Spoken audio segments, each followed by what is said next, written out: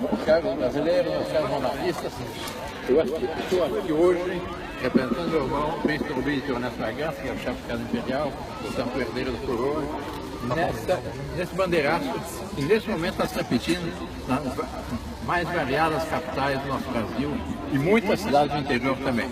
Eu recebi e-mail de Campina Grande, na Paraíba, de toda parte, todos os 4 cantos do Brasil. O que significa esse bandeiraço?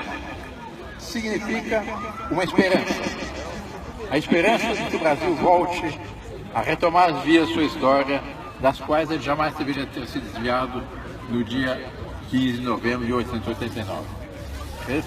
Significa a esperança que o Brasil volte àquelas vias gloriosas do 7 de setembro, em que o Brasil, logo depois da sua consagração, da declaração da independência, foi consagrado a Nossa Senhora Aparecida.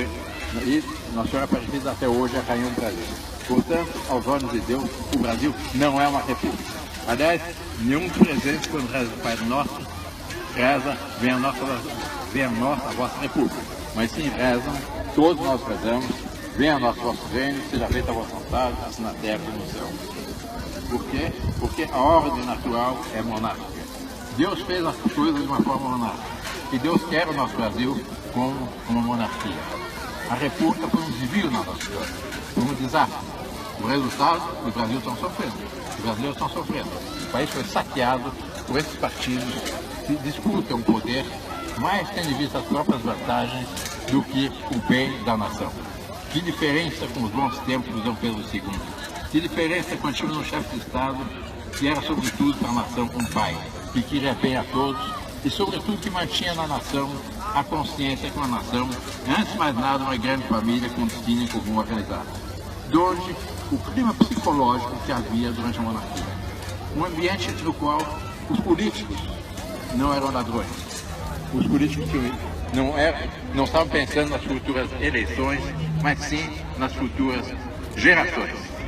A monarquia dá uma visão de conjunto, dá uma visão de unidade, dá uma visão de estabilidade e também de sobriedade. Esse exemplo glorioso foi dado por Dom Pedro II. Dom Pedro II foi durante 68 anos imperador do Brasil e 49 como imperador de fato, de direito e de fato.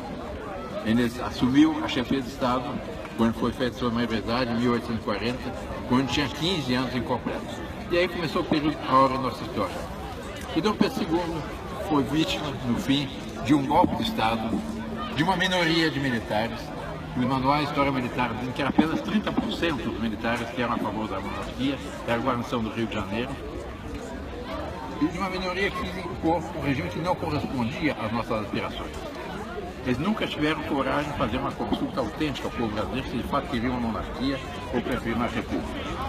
Pelo contrário, se houve uma corrente que teve seus direitos políticos cassados durante 99 anos, fomos nós monarquistas. Até a Constituição de 1988, essa nossa manifestação seria considerada subversiva. Só não é mais porque, por ocasião da Constituinte, Dom Luís, o chefe da Casa Imperial, mandou uma carta a todos os deputados mostrando a incoerência que havia no momento de abertura política e querer manter a monarquia, aos monarquistas fora da lei e com suas atividades proibidas. Graças a Deus, eles ouviram esse apelo do Luís. Naquela ocasião, apenas 2 partidos votaram pela continuação da cassação dos nossos políticos, nossos direitos políticos, como o PT e o PCdoB. Os outros todos votaram pela libertação do monarquismo.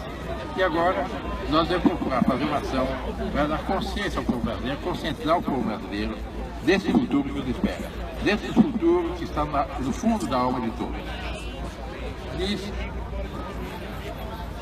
um escritor brasileiro que no Brasil, entre todos os republicanos, há um monarquista que dorme.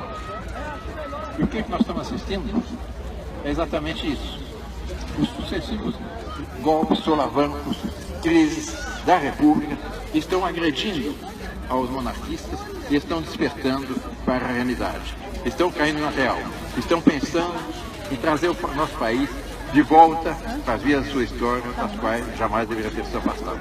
Portanto, peçamos a Deus Nosso Senhor, neste 7 de setembro de 2017, pensando na Nossa Senhora Aparecida, a qual o Brasil foi consagrado pelo Imperador Dom Pedro I, logo depois da independência, que nos ajude, que abençoe nossa pátria e que faça com que os brasileiros, o quanto antes, voltem a ter aquele regime com o qual todos nós sonhamos e que está no fundo da alma de todos os brasileiros. Nossa Senhora nos abençoe, que Deus Nosso Senhor nos proteja e viva o Brasil! Amém! Viva Dom André, viva Dom Luiz, viva Dom Rafael. Dom Rafael, quer dar umas palavrinhas? Boa tarde a todos. Nesse 7 de setembro, que eu queria falar rapidamente, completando as palavras do meu tio Dom Bertrand. Eu queria parabenizar todos os que vieram, pois afinal estão todos festejando o Dia da Nação, celebrando o dia do nosso país. Então, só para completar, queria dizer: viva o Brasil, viva a nossa nação e viva o nosso país.